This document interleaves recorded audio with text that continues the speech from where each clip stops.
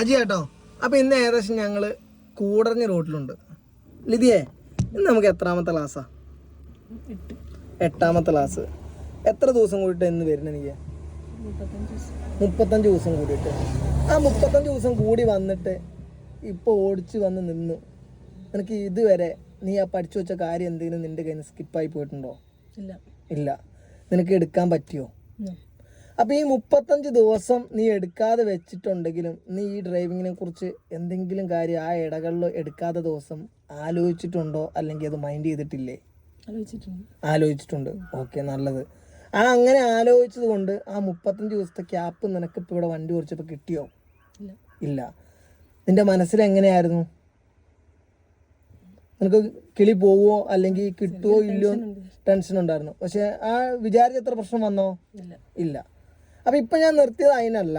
ഇപ്പോൾ ഓൾറെഡി നമ്മൾ first gear, second gear, third gear, fourth gear, 4 gear already നമ്മുടെ വണ്ടിക്കുണ്ട്.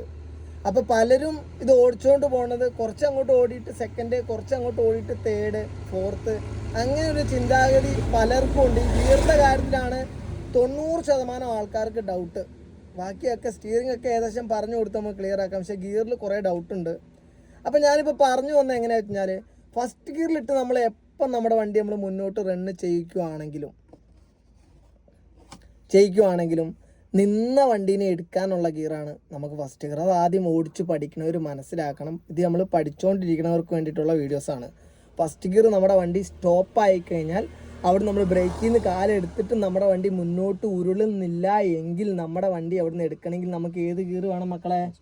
First gear വേണം. ആ ഫസ്റ്റ് ഗിയർ ഇട്ടാലേ നമ്മുടെ വണ്ടി മുന്നോട്ട് ഉരുളുള്ളൂ. അപ്പോൾ ഞാനിപ്പോൾ മക്കൾക്കൊക്കെ ക്ലാസ് കൊടുക്കണം കണ്ടിട്ട് ഇപ്പോൾ ഓൾറെഡി നമ്മൾ പ്രാക്ടിക്കലായിട്ട് കൊടുക്കുന്നുണ്ടെങ്കിലും കുറേ തിയറി ക്ലാസ്സുകൾ ഈ ഡ്രൈവിംഗ് പഠിക്കുന്ന മക്കൾക്ക് ആവശ്യമായിട്ട് വരുന്നുണ്ട്.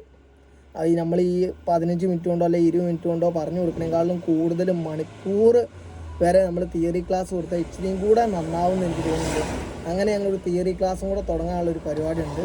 താല്പര്യമുള്ളവർ ഞാൻ എൻ്റെ നമ്പർ അവിടെ കൊടുക്കുന്നുണ്ട്. നമ്മളൊരു വാട്സപ്പ് ഗ്രൂപ്പ് തുടങ്ങിയിട്ട് ഒരു തിയറി ക്ലാസ്സും കൂടെ തുടങ്ങും. ഓക്കെ, അത് ഫ്രീ ആയിരിക്കും. അപ്പോൾ ഞാൻ പറഞ്ഞു വന്നത് ഫസ്റ്റ് ഗിയർ നമുക്ക് എന്തിനാണ്? നിന്ന വണ്ടി മുന്നോട്ട് എടുക്കാനാണ്. ബ്രേക്കിൽ നിന്ന് ഇപ്പോൾ കാലെടുത്തിട്ട് നമ്മുടെ വണ്ടി മുന്നോട്ട് പോകുന്നുണ്ടെങ്കിൽ നമുക്ക് ആ വണ്ടീനെ നമുക്ക് ഏത് ഗിയറിൽ കൊണ്ടുപോകാം? സെക്കൻഡിൽ കൊണ്ടുപോകാം. ഓക്കെ, പക്ഷേ ബ്രേക്കിൽ നിന്ന് കാലെടുത്തിട്ടും വണ്ടി മുന്നോട്ട് ഉരുളുന്നില്ല എങ്കിൽ നമുക്ക് ഏത് ഗിയറിലെ നമ്മുടെ വണ്ടി നമ്മളതിനെ എടുക്കാൻ പാടുള്ളൂ? First gear. ഫസ്റ്റ് ഗിയറാണ് ഏറ്റവും പവറുള്ള ഗിയർ. ആ ഫസ്റ്റ് ഗിയർ കൊണ്ട് നമുക്ക് നിരന്ന വഴിയാണെങ്കിലും കയറ്റമാണെങ്കിലും വ്യത്യാസമുണ്ട്. നിരന്ന വഴിയാണെങ്കിൽ നമുക്ക് അതുകൊണ്ടൊരു 8 സ്പീഡ് വരെയൊക്കെ നമുക്ക് എന്ത് ചെയ്താൽ മതി? പോയാൽ മതി. ഈ ഫസ്റ്റ് ഗിയറിലാണെങ്കിൽ അതിൻ്റെ മേലോട്ട് കാല് കൊടുത്ത് പോകുമ്പോഴത്തേന് നമ്മുടെ വണ്ടി എന്താവും? എരപ്പ് കൂടും, വൈബ്രേഷൻ കൂടി വരും. ഓക്കെ, അപ്പോൾ അത് കൂടാതിരിക്കണം എങ്കിൽ നമുക്ക് ഇനിയും വണ്ടി സ്മൂത്ത് ആവണം എന്നുണ്ടെങ്കിൽ ഈ ഓടിക്കുന്ന ഡ്രൈവർക്ക് കഴിവ് വേണം. സ്റ്റിയറിംഗ് ബാലൻസും കാര്യങ്ങളും കഴിവുണ്ടെങ്കിലേ ആ വണ്ടി പിന്നെ നമുക്ക് ഏത് ഗിയറിലോട്ട് ഇടാൻ പറ്റുള്ളൂ? സെക്കൻഡിലോട്ട് ഇടാൻ പറ്റുള്ളൂ. സെക്കൻഡിലോട്ട് ഇട്ട് കഴിഞ്ഞാൽ ഒരു 8 സ്പീഡിൻ്റെ മേലെ, 10ൻ്റെ മേലെ സ്പീഡ് ഉണ്ടെങ്കിൽ ഈ സെക്കൻഡ് ഗിയറിന് ഈ വണ്ടീനെ കൊണ്ടുപോകാനുള്ള കഴിവുള്ളൂ, നിരന്ന വഴിയാണെങ്കിൽ. ഓക്കെ, അപ്പോൾ ഇത് കയറ്റത്തിൽ നമ്മൾ ഈ 10 സ്പീഡ് ഉദ്ദേശിച്ച് കഴിഞ്ഞാൽ നമ്മുടെ വണ്ടി കയറ്റത്തിൽ എന്താവൂല? ഈ സെക്കൻഡ് ഗിയറിന് 10ൽ ഈ വണ്ടീനെ കൊണ്ടുപോകാനുള്ള കഴിവില്ല. ഈ 10ൽ ഈ വണ്ടീനെ കൊണ്ടുപോകാനുള്ള കഴിവ് നിരപ്പിലുള്ളൂ. കയറ്റമാണെങ്കിൽ ചിലപ്പോൾ ആ സമയത്ത് 20 സ്പീഡ് കൊടുത്താലേ ഈ സെക്കൻഡ് ഗിയർ തന്നെ എന്താവുള്ളൂ? ഈ കയറ്റം കയറുള്ളൂ. ഓക്കെ, അപ്പോൾ അങ്ങനെ നമ്മൾ ഓൾറെഡി നിരന്ന വഴി കൂടെ പോവാണ്. പിന്നെയും നമുക്ക് 20ൻ്റെ മേലെ സ്പീഡിൽ പോകണമെന്നുണ്ടെങ്കിൽ നമ്മൾ ഏത് ഗിയറിലോട്ട് ഇടും? വണ്ടി ഒരു 25ൻ്റെ എബോവ് സ്പീഡാക്കിയിട്ട് 3ാമത്തെ ഗിയറിലോട്ട് ഇടും. 3ാമത്തെ ഗിയറിലിട്ട് കഴിഞ്ഞാൽ 30 സ്പീഡ് വരെ നമുക്ക് പോകാം. ഓക്കെ, നിരന്ന വഴിയാണെങ്കിൽ. നേരെ മറിച്ചതൊരു കയറ്റമാണെന്നുണ്ടെങ്കിൽ 30 സ്പീഡിലും ചിലപ്പോൾ നമ്മുടെ വണ്ടി ആ തേർഡ് ഗിയറിൽ എന്താവും? കയറാതാവും. അപ്പോൾ ചിലപ്പോൾ നമ്മൾ 40 സ്പീഡിലോട്ട് പോകേണ്ടി വരും. ഓക്കെ, അപ്പോൾ ഒരു വലിയൊരു വളവും തിരിവും വന്ന് നമ്മുടെ വണ്ടി തേർഡ് ഗിയറിലാണ് ഉള്ളതെന്ന് സങ്കല്പിക്കുക. ആ തേർഡ് ഗിയറിലാണെന്നുണ്ടെങ്കിൽ നമ്മുടെ വണ്ടി ചിലപ്പോൾ നമുക്ക് അവിടെ ഒരു 15 സ്പീഡിൽ വളയ്ക്കേണ്ട വണ്ടി തേർഡ് ഗിയറിലാണെങ്കിൽ നമുക്കവിടെ എത്ര സ്പീഡ് വേണ്ടി വരും? കയറ്റമാകുമ്പോൾ 30 സ്പീഡ് വേണ്ടി വരും. അപ്പോൾ ആ 30 സ്പീഡിൽ നമുക്ക് വളയ്ക്കാനും പറ്റില്ല. അവിടെ ശരിക്കും പറഞ്ഞാൽ ഒരു 15 സ്പീഡ് വേണ്ടി വരും. അപ്പോൾ ഈ വളവ് കാര്യങ്ങൾ ബുദ്ധിമുട്ടുള്ള സമയം വരുമ്പോൾ ആ വളവിന് മുന്നേ കണ്ടിട്ട് ആ തേർഡ് ഗിയറിൽ നമ്മൾ എങ്ങോട്ട് വരണം? സെക്കൻഡിലോട്ട് വരണം.